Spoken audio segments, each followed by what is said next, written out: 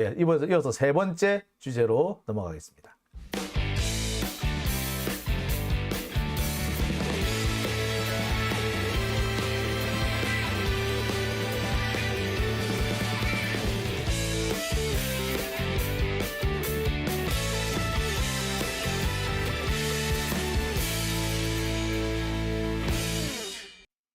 네, 오밤중의 뉴스 함께하고 계십니다. 김동글이 님께서 이런 말씀하셨어요. 홍익표 제대로 좀 하라고 하셨고요. 사문난정님 하라고요 라고 하셨습니다. 루시아님 기회 잡고 있을 때 진격해 라고 하셨습니다. 맞아요. 예, 그렇습니다. 예. 사문난정님 다시 한번 말씀해 주셨어요. 아무것도 안 하면 당하는 거예요. 네, 맞습니다. 네. 자, 오밤중의 뉴스. 자, 그러면 세 번째 주제 넘어갑니다. 세 번째 주제는요. 대장동 재판 망친 검찰의 마지막 희망, 마지막 배팅은 유동규입니다. 예. 지금 대장동 재판이 새로운 국면으로 접어들었죠. 원래는 대장동 재판은 대장동 본류 재판이라고 해서 이 대장동 일당들, 뭐 김만배, 남욱, 정영학, 유동규 이런 애들만 모여서 대장동 사건 그 부분에 대해서 뭐 뇌물 뭐 공여라든지 배임 이런 부분에 대한 재판을 하는 게 있었어요. 이게 대장동 본류 재판이라고 하고요. 그다음에 그 김용 부원장하고 그 정진상 실장이 기소되어 있는 그 조병구 부장판사한테 묶여 있는 사건이 또 한 묶음이 있었어요. 그리고 이재명 대표가 기소가 된 성남 FC라든지 또는 대장동 배임 사건 이렇게 하나 한 묶음이 있었습니다. 근데 이 조병구 부장판사가 진행하던 이 김용 정진상 사건 중에서 정진상 사건 부분을 이재명 대표 쪽에 거의 병합이 돼버리죠. 그리고 그러면서 지금 현재 이재명 대표와 정진상 실장의 재판이 함께 진행 중입니다. 이 사건은 관련된 문서의 양이 20만 페이지에 달한다고 하죠.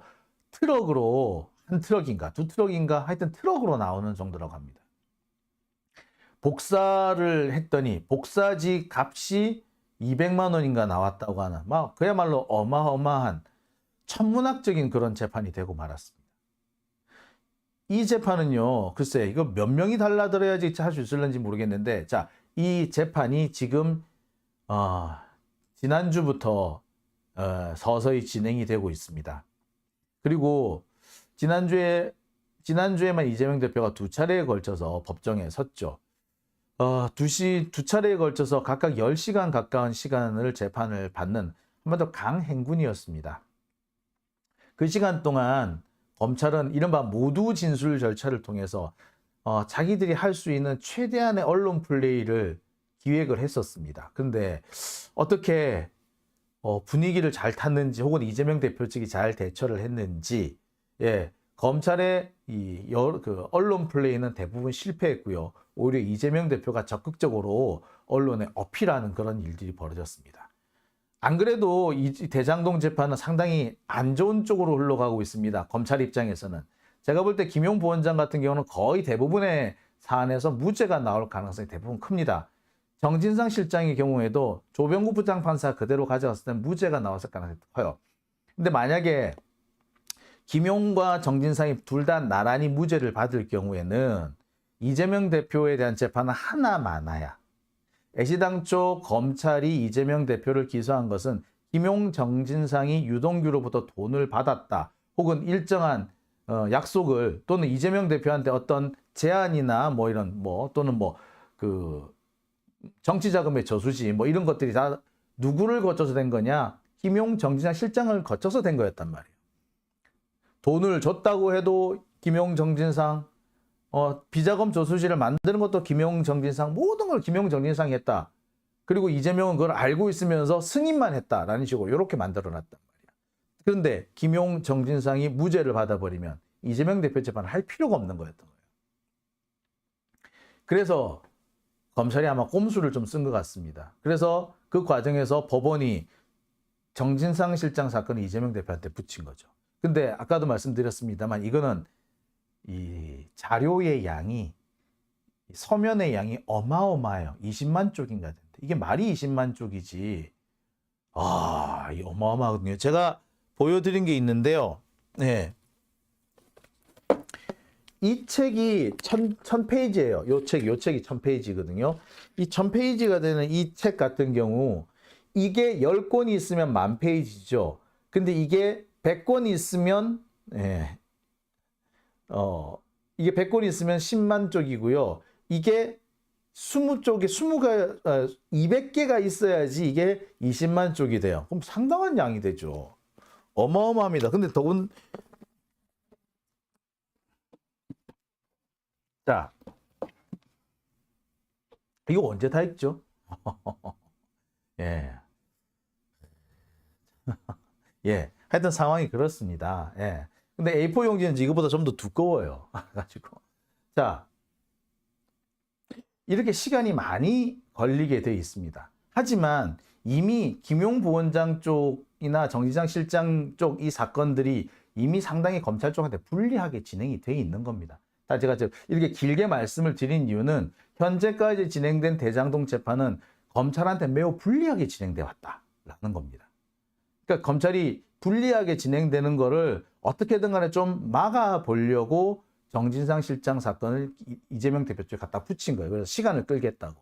둘 다 무죄가 나버리면 자기들이 이제 끝나버리니까 어떻게 그거를 일단 뒤로 밀어버리는 그런 효과를 노렸던 겁니다.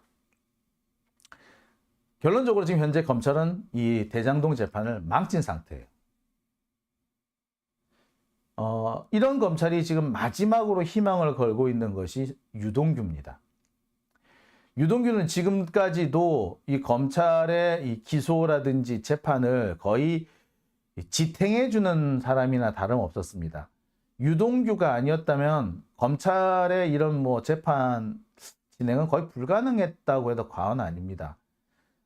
증거가 없는데 공소장을 공소 내용과 공소 사실과 일치하는 증거는 물증은 없어요.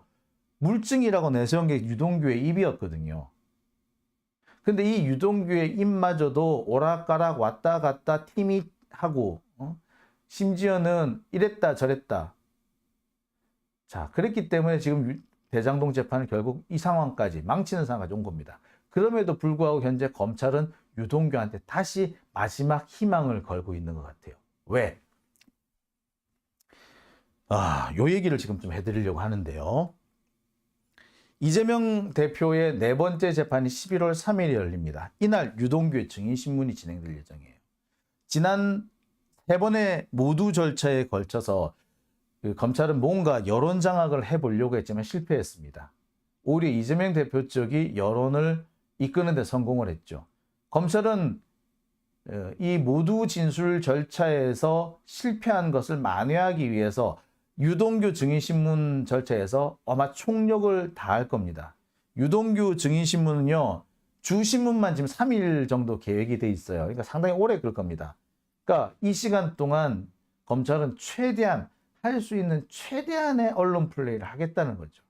그 과정에서는 공소 사실과 상관없는 공소장에 전혀 나와 있지 않은 내용들도 마구 쏟아낼 겁니다. 언론 플레이에 필요하다면, 언론 플레이를 할 수 있는 거라면 뭐 공소장과 필요 없어 그냥 해 라고 할 가능성이 제일 크죠. 검찰이 이런 짓을 하는 이유는 늘 말씀드립니다만 지금의 재판은 법리에 따라서 증거에 따라서 재판이 진행되는 것이 아니라 여론 재판의 일종이 돼버렸어요. 판사는 여론의 흐름의 눈치를 보고 검사는 여론을 자기 쪽에 유리하게 이끌어가기 위해서 온갖 수단과 방법을 다 동원합니다. 못돼 처먹은 거지. 인간들이 아닌 거지. 이것들을 보고 법률가라고 할 수 있는지 내가 참 그러니 이들이 쓸 수 있는 거는 유동규의 입밖에 없는 거죠. 유동규는 이런 검찰의 기대에 부응해가지고 그것이 재판의 주제와 관련이 있든 없든 언론이 혹할 만한 얘기들 막 쏟아낼 겁니다. 지금까지 유튜브나 뭐 이런 데서 한 거 보면 유동규는 정말 마구 쏟아내. 뭐 갑자기 찬송가 막 부르고 막 그러대. 진짜. 여하튼 자, 그런 짓을 마구 할 겁니다. 검찰은 지금 거기에 기대를 걸고 있는 거지. 마지막 기대. 그래서 유동규의 입을 통해서 분위기 반전을 시키겠다. 이게 검찰의 현재 노림수입니다. 실제로 그런 상황이 한 번 있었어요. 검찰이 아마 이런 방식을 쓰지 않겠느냐. 아까도 말했듯이 유동규는요, 지금까지 계속 이상한 소리를 했어요. 법정에서 계속 앞뒤가 안 맞는 소리를 했습니다. 지가 검찰 진술조서에 했던 얘기는 정반대 얘기를 합니다. 심지어 이른바 그 검사님이 너무 잘해줘서 너무 진정성 있게 대우해서 그래서 내가 모든 것을 털어놓기로 했다라고 말한, 그러니까 진술을 번복하고 난 뒤에 진술하고 그 진술을 하고 법정 진술하고 또 다르고, 그 진술을 한 이후의 진술도 작년 10월에 한 진술과 작년 11월에 한 진술이 또 틀려요. 다 또 틀려. 그렇기 때문에 더 이상 유동규를 불러와서 그 부귀 영화를 볼까 싶은데, 그럼에도 불구하고 지난 9월 13일 정진상 실장 재판에서 유동규는 갑자기 금인데 뜬금없는 증언을 합니다. 갑자기 50억 클럽 얘기를 해요. 50억 클럽에 등장하는 6명은 이재명의 소송과 언론 대응을 도운 사람들이라고 이렇게 막 얘기를 합니다. 검찰이 묻습니다. 김만배가 노래방에서 이재명 소송을 도와준 사람들이라면서 50억 클럽한테 보답을 해야 된다고 말했느냐? 그랬어. 라고 얘기를 한 겁니다. 이 얘기는 처음 나오는 얘기야. 아니 참. 근데 50억 클럽 6명이 누굽니까? 거기 곽상도가 있어요. 곽상도, 최재경 이런 사람들이 있어요. 곽상도, 최재경, 김수남 그 사람들이 이재명을 도왔다고? 대도 않은 소리를 하고 있네. 아주 택도 않은 소리 하고 있네. 자, 이건 뭐다? 검찰이 어떻게든 이 50억 클럽 특검에 몰려있는 세간의 관심을 딴 데로 돌리고 싶은 거야. 지금 검찰이 지금 몰리고 있는 지금 제일 아킬레스건이 뭡니까? 윤석열이 커피 타줬다 하고 그다음에 50억 클럽이잖아. 이게 사실이 아니다는 식으로 계속 몰고 가고 싶은 거예요. 그래서 뜬금없이 유동규를 들고 나온 거야. 그리고 유동규는 여기 부합해가지고 이렇게 택도 아닌 소리를 한 거야. 이 얘기는요, 유동규가 한 번도 한 적이 없었어요. 다른 법정에서는 한 적도 없고 그 상반되는 진술밖에 한 적이 없습니다. 비슷한 내용으로 질문이 있었지만 이런 얘기를 한 적이 없었어요. 법정에서 여러 번 물어봅니다. 아니, 판사가 물어보기도 하고요. 변호인 측이 물어보기도 하고 검사가 물어본 적도 있어요. 야, 니 처음에 김만배로부터 1,000억 받기로 하지 않았냐? 근데 그게 자꾸 줄어가지고 나중에 400억까지 줄었는데, 그래, 왜 줄었는지 네가 따져 물어봤냐? 아니요. 김만배가 왜 줄었다고 얘기는 하더냐? 아니요. 왜 안 물어봤냐? 제 돈이 아니라고 생각해서 안 했어요. 지가 그랬다고. 근데 갑자기 이제 뜬금없이 김만배가 그 돈이 300억은요. 이재명 도와준 사람 준다고 했었어요. 라는 식으로 말을 또 뒤집어 놓는 거예요. 그러니까 지가 주구장창 했던 얘기, 법정에 나와서 했던 얘기가 싹 뒤집어 엎는 겁니다. 개새끼지. 이 새끼도 개새끼고 검사 새끼도 개새끼죠. 그런데 검찰은 이걸 왜 했다? 언론 플레이 하려고. 못 모르는 기자들, 앞번에 유동규 전에 다른 얘기 했는데 그 얘기는 싹 잊어먹는 거야. 얘들은 완전히 기억이 금붕어야. 기자들도. 기억이 금붕어니까 유동규가 앞서서 다른 얘기 했다는 걸 지들은 까먹고 있는 거지. 그러니까 또 쪼르르 마치 그냥 들쥐떼처럼 먹이를 쫓아가는 들쥐떼처럼 그렇게 쫓아간 겁니다. 그거를 너무나도 간파하고 있는 검찰이 유동규의 주팅하이를 초래해가지고 또 그런 짓을 한 거예요. 이게 9월 13일에 나온 겁니다. 재판 거의 끝난 줄 알았는데 이게 갑자기 뚝 튀어나왔어. 이게 앞으로 또 나올 거라는 거죠. 한번 내가 짚고 넘어갈게요. 이게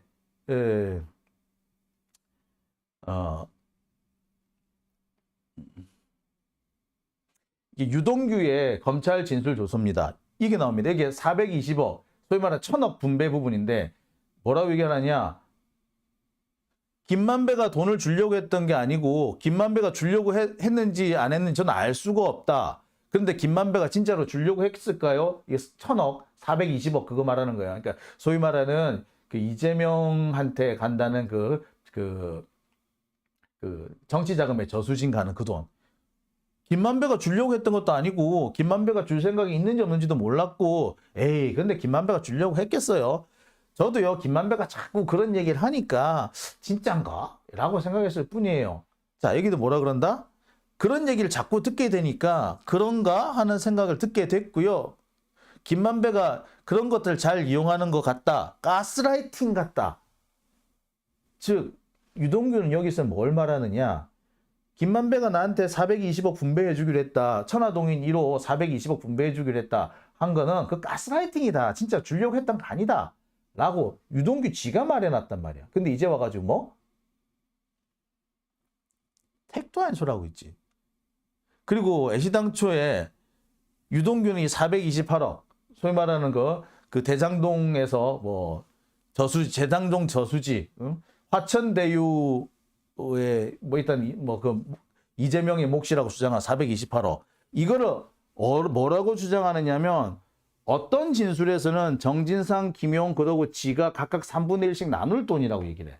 그런데 또 어떤 데서는 이재명 정치 공동체의 돈이라고 또 말을 또 바꿔요. 근데 이 두 가지 얘기는 서로 병립할 수 없는 얘기죠.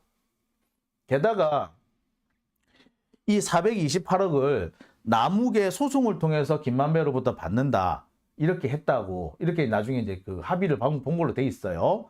그러니까 이제 원래는 그 김만배가 그 유동규한테 돈을 준다 이렇게 했었던 모양인데 나중에 김만배가 돈을 못 준다라는 식으로 했던 모양이야. 그러니까 어떻게 나온다?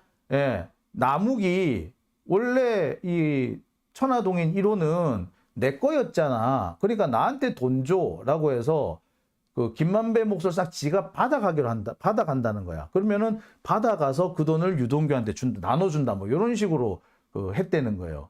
그래서 소송을 걸어서 그렇게 하기로 했다라는 거야. 그 보면은 남욱이 김만배한테 소송 건다 뭐 이런 얘기 많이 나오잖아요. 그죠? 그게 바로 이런 겁니다. 그러면 천화동인 1호 지분 중에 그 절반을 그 남욱이 가지고 있는 걸로 돼 있었는데 사실은 그 남욱이 가지고 있다는 거 지분의 절반이 실은 남욱 몫이 아니라 유동규 것이다 라고 그 김만배는 남욱한테 얘기를 했어요. 그리고 김만배는 유동규한테 가가지고 야 내가 남욱한테 돈 주기 싫어서 그러니까 그래서 내가 그 돈을 네 거라고 얘기했어. 그러니까 네가 네 거라고 얘기 좀 잘해줘 라고 또 이렇게 회유를 해요. 그런 대목이 막 등장하거든요. 그러니까 나중에는 어떻게 된다? 유동규가 야 남욱이한테 그 돈 천화동인 1호 지분의 절반이 내 거라고 그랬으면 그럼 진짜로 놔줘 라고 때를 쓴 거죠. 근데 김만배가 준다고 그랬겠어요? 아니야 그거는 원래 내 건데 김만배 내 건데 남욱이가 그 사실을 알면 천화동인 1호가 전부 다 내 거란 걸 알면은 아무리 봐도 이게 남욱이가 지 돈 더 달라고 할 것 같으니까 그래서 내가 네 몫이라고 내가 거짓말 쳐달라고 그랬지 누가 니한테 준다 그랬냐 뭐 이렇게 된 겁니다. 자, 근데 이 과정에서 남욱이 소송을 해서 김만배로부터 돈을 뜯어내고 그 돈을 결국에 유동규랑 나누겠다 뭐 이런 식으로 자기들끼리 합의를 하고 실제로 재판을 진행하겠다 뭐 그래서 내용 증명이 가고 막 그래요. 자, 그런 과정이 있는데 만약에 그런데 유동규가 받기로 한 그 428억 천화동인 1호의 지분 절반 428억이 유동규 지말 맞다나 정진상, 김용 그리고 유동규 각각 3분의 1씩 나눌 돈이거나 혹은 이재명 정치 공동체의 돈이었다면 그렇게 소송하는 방식으로 해서 돈을 찾기로 했으면 당연히 이재명한테 보고했겠죠. 보고했냐니까 안 했대. 그러면서 뭐라 그런다? 김만배가 했겠죠. 이렇게 얘기를 해요. 즉 유동규는 이 428억에 대해서 잘 알지를 못해요. 그게 어떻게 해서 나온 돈이고 그게 1000억에서 어쩌다가 428억까지 줄어들었는지도 몰라. 근데 갑자기 뜬금없이 그게 1000억에서 이게 쑥 줄어든 과정에 그거는 50억 클럽 나눠주려고 그거 줄어들었대요. 라는 식으로 또 헛소리를 한 겁니다. 자,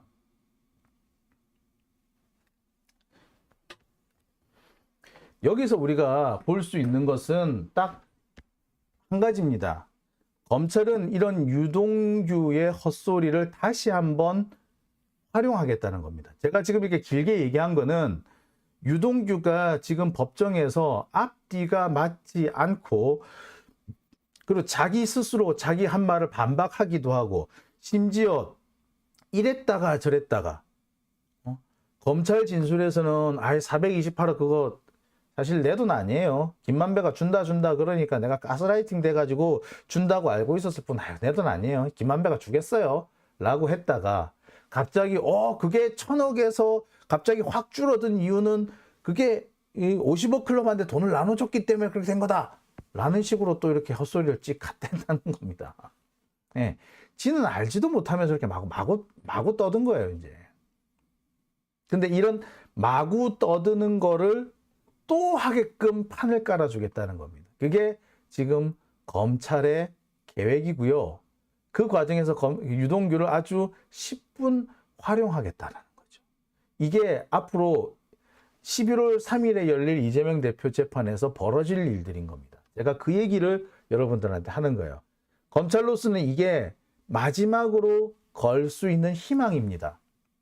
이미 대장동 재판은 망했고요. 지금 상태로 가면은 아무리 길게 시간이 끈다고 해도 결국에는 무죄가 났고 검찰은 아작이 날 겁니다.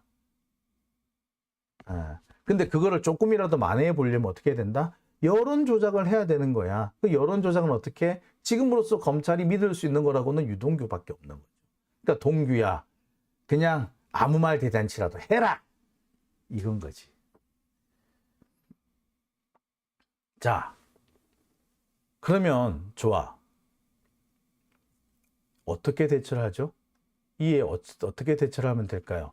여러분, 이 유동규의 그 다음에 검찰의 이 꼼수, 이거 어떻게 대처를 하면 될까요? 네. 일단 유동규 진술을 파고드는 수밖에 없죠. 유동규의 진술은 계속해서 오락가락합니다. 막 큰 소리 쳐놓고 엄청 뭐 상세하게 막 얘기를 해놓고 막상 시기와 장소를 물으면 딴소리를 해요. 그때가 어떨 때였느냐면 내가 가니까 이재명이 누구랑 만나고 오고 있었고, 그래서 한참을 밖에서 기다렸다가 들어갔고, 내가 원래 그 정진상을 만나서 얘기를 먼저 하고 들어가는데 그날 정진상이 없어서 내가 따로 들어갔고, 이렇게 막 설명을 해요. 주변 사실을 막 설명합니다. 마치 엄청 생생하게, 그리고 그 진술이 매우 신뢰성이 있는 것처럼. 그런데 그래서 그날이 언제예요? 물으면 답을 못해요. 그래요. 그날이 몇 월 달쯤이에요? 답을 못해요. 몇 시쯤 갔는데 정진상이 없다고 하던가요? 말을 못해. 또 있어요. 자, 유동규가 툭하면 내가 그림을 그려가면서, 혹은 이재명이 그림을 그려가면서 설명했다. 지가 그림을 그리거나 아니면 이재명 대표가 그림을 그리거나 그림 그리면서 설명했다는 게 참 자주 합니다. 그런데 무슨 그림을 그렸는데, 그림을 어떤 그림을 그리든가요? 대답을 못해요. 즉 구체적으로 물으면 대답을 못한다. 주변 상황은 장황하게 설명하면서도 시간, 장소, 그리고 말의 내용은 설명을 못해요. 심지어 내가 그날 무슨 옷을 입었다, 내가 차를 뭐를 타고 갔다, 이런 얘기는 하면서, 그래서 그날이 며칠이에요? 대답을 못해.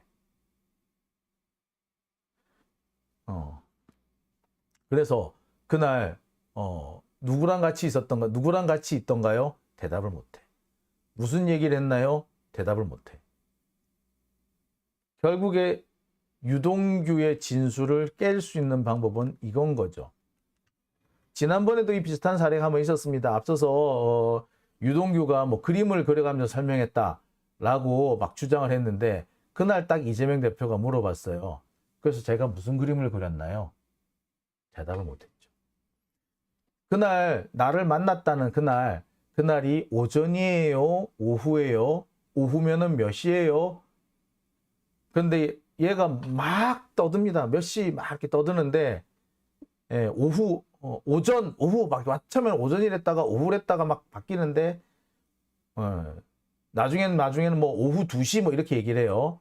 근데 오후 2시에 이재명 대표가 성남시청에 없었다는 게 확인이 되는 거죠. 그러니까 갑자기 또 말을 또 막 바꾸고 그래요. 지금 현재 유동규의 이런 막말 프레이드, 아무 말 대잔치, 언론 플레이를 위한 거짓 부렁을 대체할 수 있는 유일한 방법은 이는 구체적인 질문밖에 없습니다. 그리고 그 상황을 제일 잘 아는 사람이 누구다? 이재명 대표겠지. 그래서 뭐 제가 보건대 그래요. 유동규가 뭐라고 하면은 아마 그 부분에 대해서 이재명 대표 측이 한두 가지 콕 집는 그런 상황이 나오지 않을까. 그리고 그것이 현재로서는 유동규의 진술을 깰 수 있는 또는 유동규의 이 준동을 막을 수 있는 거의 유일한 대책이 아닌가라는 생각이 드네요. 자,